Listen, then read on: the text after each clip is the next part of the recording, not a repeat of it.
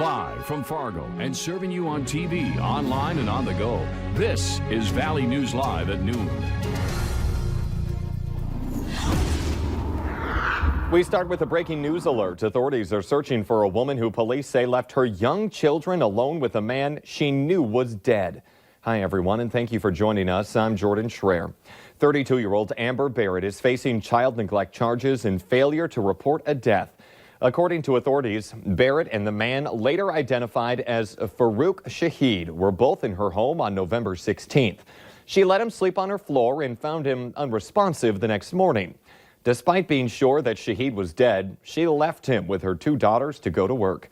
Police were eventually led to the scene by 6 children who had found Shahid and were unable to wake him up.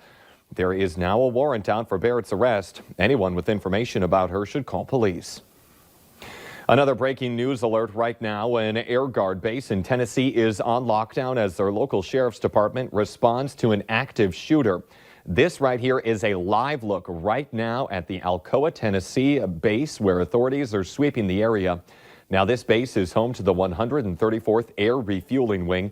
Stay with us here at Valley News Live for more updates on this situation. Hopefully the drive home on lunch or after work today will go better than it did this morning. Blowing snow and cold temps made for a rough and dangerous go. This wreck here happened along I-94 near Rothsay. Authorities say a semi rear-ended another semi. Luckily, no one was injured.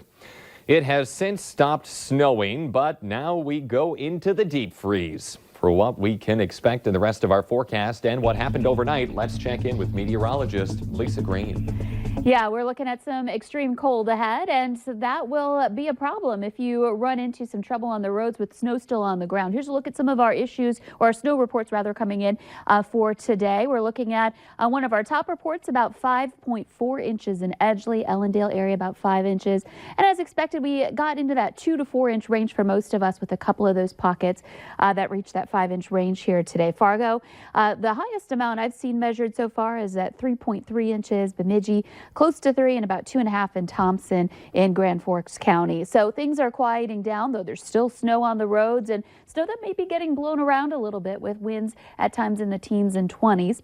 You can see the snow mainly is done, though we do have some flakes flying around the Red Lake area and our eastern viewing area, still seeing some lower visibility there as this continues to clear out. It's cold, 2 below right now in Fargo, 5 below in Grand Forks, and we're seeing wind chills that are even lower than that, and that's going to continue to be a problem as we head into tonight, and those temperatures just keep dropping. We'll let you know how cold it will get by tomorrow morning, coming up in just a few minutes. All right, thank you, Lisa. Some people in northeast Minnesota might notice their roads are getting plowed slower than usual. That's because plow drivers up there are now on strike. Union snowplow drivers in St. Louis County aren't getting behind the wheel. County officials have a contingency plan to keep the roads plowed. The union is planning to have mobile pickets following Public Works vehicles that aren't driven by Teamsters. New at noon, a 77-year-old woman is dead after a house fire in northern Minnesota. Officials say they received a call from the woman who said there was a fire and she was unable to escape. When firefighters arrived in Eveleth, that home was completely engulfed in flames. Because of the severity of the fire, emergency personnel were unable to get to the house.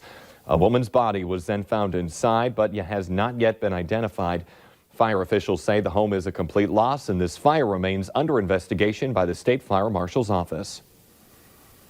Lawmakers in South Dakota are considering a bill that bans doctors from performing gender transition operations on minors. A bill introduced to the Republican-dominated legislature would make it a felony for doctors to perform surgeries or administer hormone therapy to help minors change gender. The sponsors call it a pause button for minors who are considering gender transition. The nearly 1-month-long standoff over when the articles of impeachment are sent to the Senate ends today. Natalie Brandt has more details on the next phase of the Democrats' case against President Donald Trump from Capitol Hill.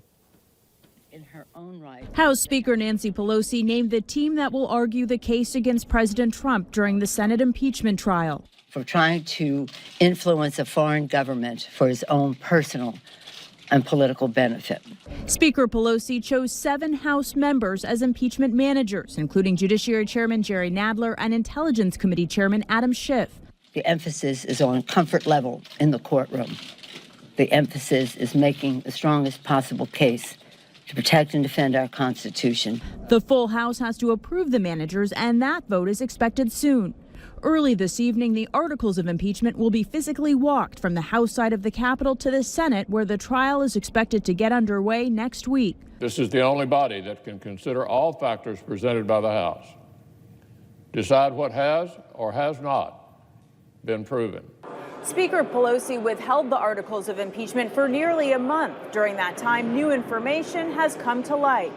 Last night, the House Intelligence Committee released text messages and documents from Lev Parnas, an indicted businessman who helped the president's personal attorney, Rudy Giuliani, pressure Ukraine to investigate Joe Biden and his son Hunter. These documents are important. We have only obtained a very small sample of the universe of documents that the president is withholding. It was President Trump's phone call last summer with the president of Ukraine that triggered the impeachment inquiry. Impeach the president of the United States over a perfect phone call. It's the greatest hoax ever perpetrated on our country. The newly revealed text messages also suggest Parnas and his associates were tracking the movements of then U.S. Ambassador to Ukraine, Marie Yovanovitch, as they sought to have her removed from her post.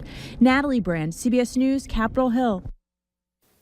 Yovanovitch's lawyer put out a statement calling for an investigation into whether the president's attorney and his associates were having a U.S. ambassador tailed. He called those allegations disturbing. In our consumer alert this afternoon, Nissan is recalling 346,000 vehicles, all part of that massive Takata airbag recall. The Nissan recall covers certain 2001 through 2003 Maximas, 2002 through 2006 Sentras, 2002 through 2004 Pathfinders, and 2007 through 2011 Versas. Several Infiniti models are also included.